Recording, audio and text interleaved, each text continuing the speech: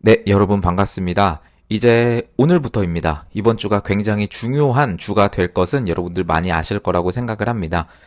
왜 그러냐면 바로 이번 주부터 미국에서 본격적으로 이 한국 선거에 대해 알려지는, 물론 저는 그 고위층 정보국이나 이 트럼프 대통령 쪽은 이미 다 아실 거라고 생각을 합니다만 그의 앞선 조치를 하기 위해서는 선결 조건이라는 것이 당연히 필요합니다. 그것이 바로 여론 형성이죠. 그런 차원에서 아주 중요한 일들이 있는데요. 이거 한번 보도록 하겠습니다.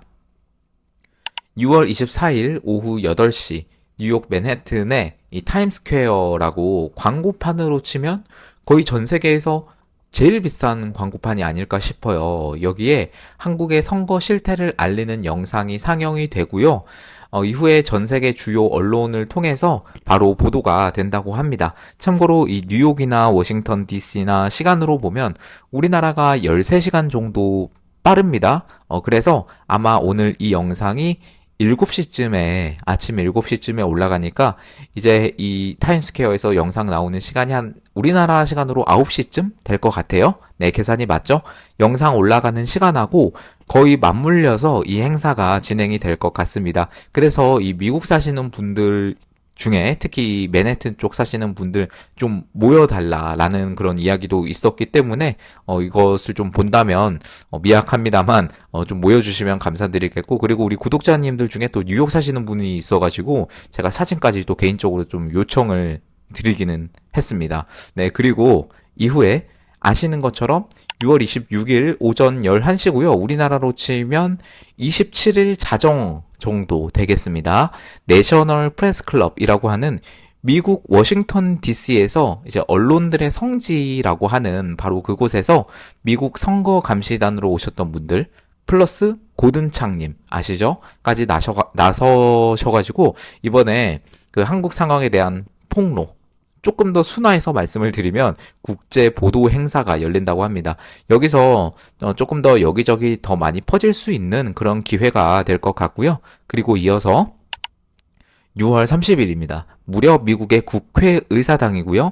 여기는 어떤 특별한 시간이나 뭔가 나온 게 없어요. 그래서 사실 제가 볼 때는요, 앞에 두 개보다 더 큰 게 바로 이거거든요. 미국 국회의사당에서 미국의 상하원 의원들을 대상으로 이용돈 PD님의 작품을 상영을 하는 그런 시간까지 계획이 되어 있다고 해요. 이 세 개가 지금 하나도 빼놓을 거 없이 다 너무 큰 것들인데 저는 개인적으로 마지막 게 제일 크지 않나라고 생각을 해봅니다. 잘 되면 좋겠습니다. 플러스 제가 게시글에 올린 글을 보셨을지 모르겠는데요. 우리가 기대하는 것만큼 파급력이 안 나오더라도 상관없습니다. 여러분 계속해야 됩니다. 기대는 하고 있지만 계속해야 되고요. 지금 혹시 느껴지지 않으신가요? 작은 것들이 쌓이고 있다라는 이 느낌. 작은 것들이 쌓이고 있는 이 느낌 저는 너무나 느껴지고요. 이게 쌓이고 쌓이면 결국 큰 게 된다는 생각에는 여전히 의심은 없습니다. 여전히 의심은 없고요. 결국에 큰 게 이게 한 방에 딱 와서 우리나라가 이렇게 다시 정상화 된다기보다는 작은 게 쌓여서 모여서 결국 큰 게 만들어진다라고 생각하고요. 그 작은 것들 중에서 굉장히 큰 게 이번 주에 이제 세 개가 한 방에 있는 그런 주기 때문에 굉장히 좀 큰 게 나오지 않을까 싶습니다. 그리고 여러분 지금 중요한 것은 바로 국제 정세가 결국 여기는 어딘가 한국과 이 한반도 동북아 쪽으로 흐를 수밖에 없다는 점, 그것 또한 우리에게 주목할 수 있는 키포인트가 됩니다. 그게 무슨 뜻이냐 하면 많은 전문가들과 이제 외신 등에서 예상을 하기를 미국이 이렇게 멕시코 쪽 방을 빨리 정리하려고 하고 난민 관련해서, 그리고 유럽 쪽까지도 어떻게든 빨리 정리하려고 하고 중동 쪽도 그렇고요. 이란 쪽 빠르게 일이 굉장히 빠르게 진행되고 있는 거 많은 분들 보셨을 거예요. 여러분 한번 미국 입장에서 오늘은 생각을 해보시기를 바랍니다. 이란이 어느 정도 정리가 됐습니다. 많은 분들 보셨을 거예요. 그렇다면 그 이후는 어디인가? 라고 봤을 때 바로 북한 중국이다. 거기에 집중할 것이다. 라고 하는 예상이 계속해서 나오고 있습니다. 참고로 중국이다 라고 말씀을 드렸지만 중국은 그냥 당연한 거예요. 당연한 거고 그 나라는 그냥 계속 미국의 레이더 안에서 쭉 이렇게 트럼프 임기 내내 들어갈 것으로 보입니다. 이번에 이란을 공습했던 작전 이름이 오퍼레이션 미드나잇 해머입니다. 그 이게 공습만 수개월 동안 준비를 했다고 하고요. 트럼프 대통령이 이전과 좀 달라진 게 뭐냐라고 하면 이제 좀 사람을 잘 안 믿으시는 듯한 그런 느낌이 여러분 드실지 모르겠는데요.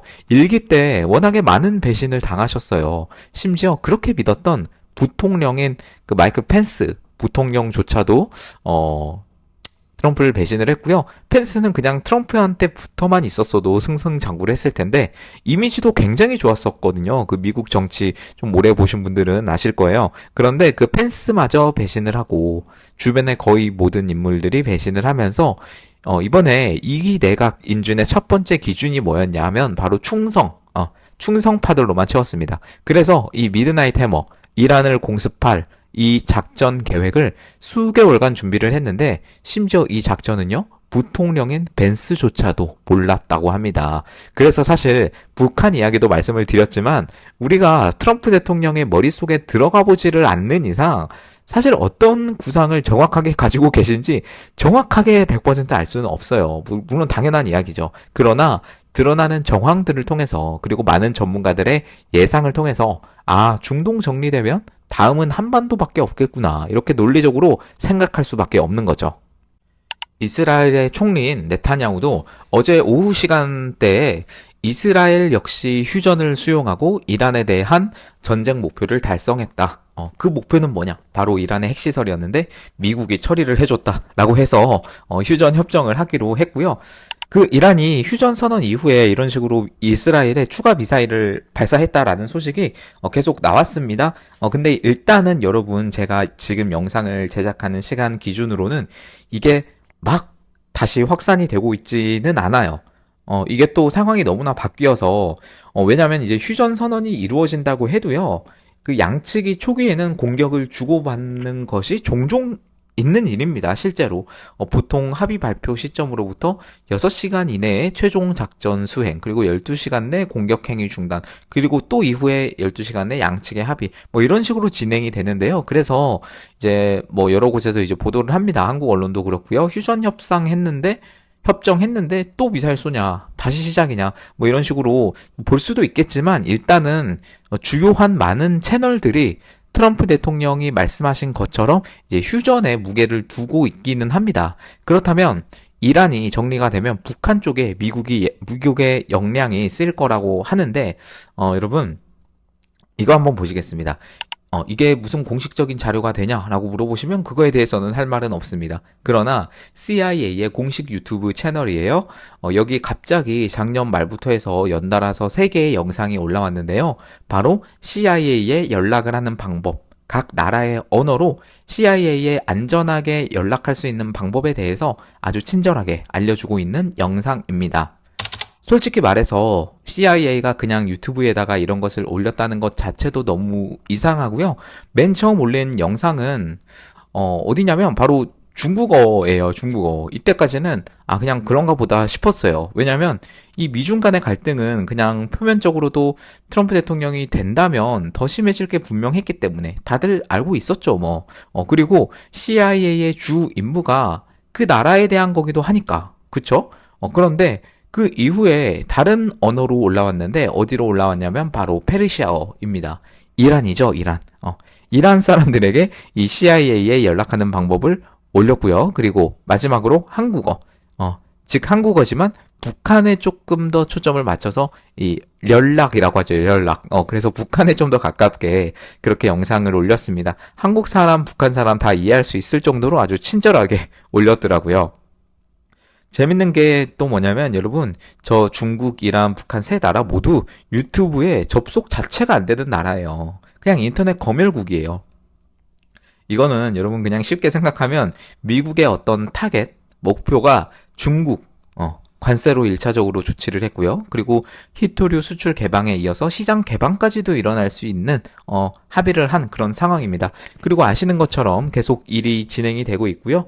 휴전 이야기가 나왔지만 또 아직 100% 합의를 했고 100% 조용하다라고는 할 수는 없는 바로 이란 쪽도 있습니다. 그리고 그 다음은 어디냐? 바로 북한. 그리고 그 뒤에는 당연히 중국이 있겠지만 이란이 완전히 정리된 다음에는 이 미국의 역량이, 즉 트럼프 대통령의 역량이 어디에 쓰일 것인가 라고 생각해 보면 역시나 한반도로 향할 것이다 라고 하는 예상이 정말 많아지고 있습니다. 트럼프 일기 때 한번 여러분 생각해 보겠습니다. 그때는 분위기가 지금이랑 조금은 달랐어요. 당연히 뭐 코리안 패싱이나 이런 부분에 있어서는 비슷하기도 했지만 트럼프가 김정은을 만나면서 물론 베트남에서 한 회담이 완전 마무리까지 잘 되지는 않았습니다만 아무튼 트럼프 행정부는 당시에 CVID라고 해서 Complete, Verifiable, Irreversible Dismantlement라고 해서 즉 완전하고 검증 가능하고 되돌릴 수 없는 완전한 비핵화 이것을 북한에 요구를 했고요. 이게 CVID라고 해요. 그리고 싱가폴, 하노이, 판문점 이렇게 김정은과 이제 트럼프 대통령이 쭉 만나서 이어졌습니다. 미국은 북한에게 먼저 비핵화를 하고 그 다음에 제재를 풀겠다라고 이렇게 조건을 내걸었고 북한은 반대로 제재 먼저 풀어라. 체제 보장 먼저 해라. 그 다음에 핵시설 일부를 조금씩 폐기하겠다. 라고 이렇게 인식 차이가 있어서 결국 하노이에서 결렬이 됐던 거 여러분 기억을 하실 겁니다. 그렇다면 지금 이 시점에서 북한은 미국에서 거의 언급되지 않고 있는 지금 그들은 어떤 생각을 하고 있을까요? 여러분이 한번 북한이라고 생각해 보시면 저렇게 이란이 두드려 맞고 물론 여러분 차이는 있습니다. 지금 북한 같은 경우는 거의 그냥 핵이 있다라고 그냥 생각이 되고 있어요. 핵 실험까지도 했고 그냥 있다라고 그냥 인정이 되고 이란과는 조금 차원이 조금 다르긴 한데 그래서 아무튼 간에 이란이 저렇게 핵 협상 안 했다가 두드려 맞는 것을 보고 본인들을 지켜주고 있던 그 중국조차도 트럼프에게 뭔가 건수가 제대로 잡혔는지 반항을 해보긴 했지만 그대로 얻어맞았고 심지어 그 핑진시의 실각설까지 나오고 있고 그렇게 중국과 거리를 뒀지만 러시아는 또 어떻습니까? 러시아도 이 트럼프에게 상당히 좀 우호적인 그런 나라기도 합니다. 미국의 어떤 좌파, 여러분 미국이라는 그 국가를 하나로 생각하시면 안 되고요.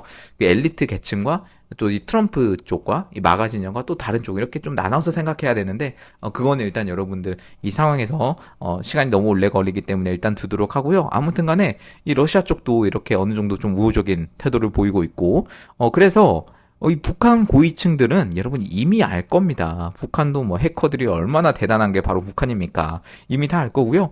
이 상황에서 여러분 이제 앞으로 다가오는 미래예요. 한반도가 미국의 주요 무대가 될 것이다라고 이렇게 지금은 조금 예상 정도로 하고 있지만 막상 그런 현실이 다가왔을 때 이제는 이란 이스라엘 저기서 싸우고 있는데 좀 먼 얘기 같다라고 느껴지실 수도 있는데요. 여러분 한반도에 문제가 들어온 것은 굉장히 우리도 좀 색다르게 인식할 수밖에 없는 그런 상황이 다가오고 있는 겁니다. 굉장히 주의 있게 볼 필요가 있겠고요. 이것도 여러분 시기가 참 미묘하게 어떤 움직임이 나왔냐면요. 이거를 한번 보도록 하겠습니다. 트럼프 2기가요. 북한을 국가 비상사태 대상으로 재지정했다. 특별한 위협이다라고 이렇게 언급이 나왔다는 겁니다. 이게 2025년 6월 24일 그러니까 어제죠? 네, 어제 나온 기사입니다. 이게 한국 언론에서는 어제 나왔는데요. 한참까지는 아니고 좀 전에 그 미국 연방관보라고 하는 곳에서 이제 백악관 피셜로 나왔습니다. 연방관보에 따르면 백악관은 지난 20일자로 작성된 어떤 통지문에 그 행정명령 134665에 선포된 그 북한과 관련된 국가 비상사태를 이제 1년간 지속한다. 6월 26일 만료입니다. 이제 6월 26일 만료라는 게 이제 내년 6월 26일 만료인데 이게 여러분 이게 2008년에 처음 선포가 됐어요. 2008년에 선포가 되어서 여러분 그냥 이게 매년 하는 거가 또 다시 한번 그냥 형식상 지정되는 거 아니냐라고 생각하실 수 있는데요. 여러분 외교는 그렇게 간단하게 굴러가지는 않고요. 국제 정치도 마찬가지입니다. 만약 진짜 트럼프 대통령이 이 이란을 보고 북한과는 조금 다르게 일기 때처럼 대화를 좀 유순하게 한번 만나고 다시 한번 해보자라고 물론 그렇게 하실 수도 있어요. 우리가 트럼프 대통령의 말씀하신 것처럼 이런 속내를 모르기 때문에. 그러나 여러분 확실한 어떤 정황은요.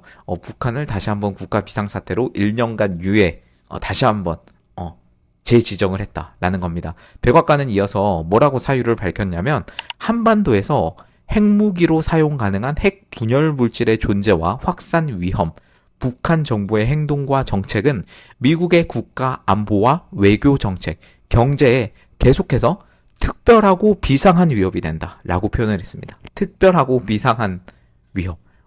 여러분, 이 국가 비상사태 대상으로 지정을 한 게, 이번에 트럼프 2기 행정부 출범 후로는 이제 처음 이루어진 거고요. 미국 대통령 같은 경우는요, 이 국가 비상사태법이라는 게 있어요. 내셔널 이머전시 액트라고 해서 이게 1976년 제정이 됐는데, 국가적 위기가 발생할 시에 비상사태를 선포하고 행정 권한을 확대할 수 있는 뭐 그런 대통령의 권한입니다. 우리나라의 그 계엄 선포 대통령의 권한이죠. 정당한 권한입니다.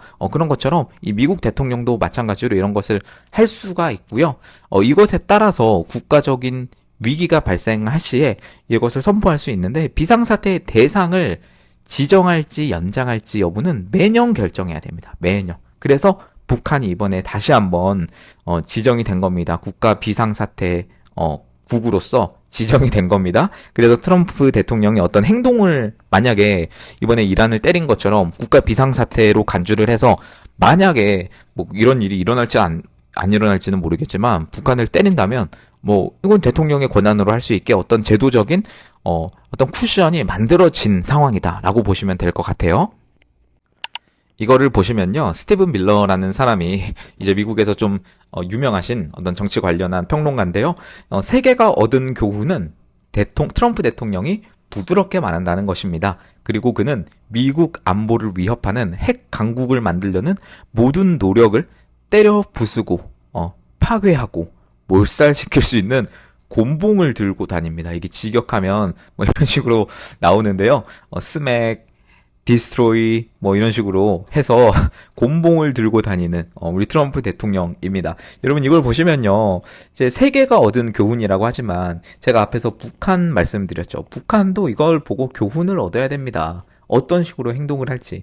물론 여러분, 우리의 주 적은 북한입니다. 그리고 중국입니다. 그래서 지금 우리가 밝혀지길 원하는 어떤 한국의 선거나 이런 부분이 단순히 북한을 때리는 것을 넘어서 그것이 한국 정부와 이 지금 이 페이크 프레지던트라고 표현을 하지만 여기에 어떤 영향이 있을 것인가에 대한 것도 굉장히, 여러분, 상황이 지금 이란이 좀 종료가 되면서 물론 완전한 종료는 아니지만 이렇게 좀 바쁘게 흘러가고 있고요. 좀 더 우리에게는 조금 더 흥미롭게, 이걸 흥미롭다라고 표현을 하기가 좀 뭐하긴 하지만 아무튼 간에 우리가 볼 때는 조금 더 우리의 그 시각에 맞는, 우리의 눈높이에 맞는 어떤 상황으로 이제는 전개될 가능성이 상당히 높아 보이고요. 여러분, 그리고 이게 단순히 북한을 다들 이란 정리해서 이제 북한 차례라고 이제 생각하실 수도 있는데요. 꼭 그렇지만은 또 않다라는 주장도 많이 나오고 있습니다. 여러분, 만약에 북한이 이제 몰락을 하게 된다면 그것은 어디로 들어갈 것인가? 여러분, 그러면 그것이 남한으로 들어갈 것인가? 아니면 중국으로 들어갈 것인가? 여러분, 어떻게 생각하십니까? 사실 우리 입장에서는요, 북한이 만약 몰락을 했을 때 당연히 우리가 가지는 걸 아닌가? 우리가 가지는 거 아닌가? 물론 그 땅뿐만 아니라 많은 자원이 있고 많은 노동력이 있고 여러 가지가 있지 않습니까, 여러분? 북한이라는 그런 사상은 정말 잘못된 나라지만 그 땅으로 보고 자원으로 볼 때는 정말 많은 것들이 있는데, 과연 그 땅을 우리나라가 먹을 수 있을 것인가? 우린 당연히 우리나라는 우리나라 거라고 생각을 합니다만, 그러나 전 세계 입장으로 볼 때는 꼭 그렇지만은 않다라고 하는 것도 여러분 예상으로서 이제 객관적으로 보셔야 됩니다. 만약에 북한을, 미국이요, 그냥 패기가 어려워서 여러분 저는 가만히 둔다라고 생각하지는 않아요. 만약에 북한이 몰락했을 때 중국이 만약 어부지리로 이 북한을 먹게 된다면요, 여러분, 이거는 우리나라도 우리나라지만요, 미국에도 굉장히 큰 손해가 된다는 거, 굉장히 큰 손해가 된다는 거 여러분 아셔야 됩니다. 그래서 뭐 여러 가지로 있겠지만 김정은이 그냥 몰락한다고 해서 여러분 북한 체제가 끝날까요? 아니요, 그렇지 않습니다. 중국도 마찬가지입니다. 핑진시가 몰락한다고 해서, 핑진시가 실각한다고 해서 중국 체제가 무너지는 것이 아닌 것처럼 북한도 마찬가지예요. 과연 지금 이 북한을 완전히 몰락시킨다면, 미국의 트럼프 만약 2기 행정부 동안 그런 일이 실제로 일어난다면 과연 그 곳을 흡수할 수 있는 곳은 어디냐라고 했을 때 여러분, 남한과 북한 둘 중 하나거든요. 한국과 중국, 한국과 중국. 둘 중 하나예요. 물론 그 뒤에는 이제 미국이 있겠지만은, 결국에는 미국이 바라는 건요, 당연히 중국 쪽으로 가는 것보다는 이 대한민국 쪽으로 가는 게 맞다고 봅니다만, 그러나 지금 여러분 대한민국의 상황을 볼 때 어떻습니까? 대한민국의 상황을 볼 때, 이게 여러분, 이 정부를 보세요. 그리고 이 대통령이라고 하는 지금 부르기도 싫은, 그거를 보세요, 한번. 과연, 어, 어떤 식으로 행동을 할지. 미국이 믿을 수 있는 정부입니까? 지금 대한민국이? 저는 그렇지 않다고 봅니다. 그래서 만약에 북한을 치는 거에 있어서 북한을 때린다고 저는 표현을 하겠지만, 여러분 북한에 대해서 이제 미국이 압박을 하려면 그에 맞서서 지금 한국 정부가요, 너무나 미국에 잘 협력을 하고 안보적으로 그리고 정보적으로 이 미국과 이 트럼프 행정부가 너무나 발이 착착 맞고, 그런 게 아니라 오히려 그 반대기 때문에 오히려 남한과 북한을 똑같이 취급할 수도 있는 그런 상황이, 완전히 표면적으로는 그렇지 않겠지만요. 그 안으로 들어가면 그런 상황이 올 수도 있을 거다라고 하는 그런 예상도 나오고 있습니다. 결론은 그냥 우리는 계속해서 할 수 있는 거 하는 거밖에 없어요. 여러분 이 국제 정치가요, 굉장히 어렵고 야생이고요. 봐주지 않습니다. 그냥 때리면 때리는 거고, 뭐 통수 치면 통수 치는 거고요. 뭐 끝이 없습니다, 여러분. 그러나 우리가 바라는 건 우리 자유라는 가치 있잖아요. 이 트럼프 마가 진영과 함께 할 수 있는 그런 가치를 우리는 공유를 하고 있습니다. 그리고 미국에 많은 도와주는 어떤 그런 분들도 당연히 있을 것이고요. 여러분 이거 믿으면서 쭉 가면 되겠습니다.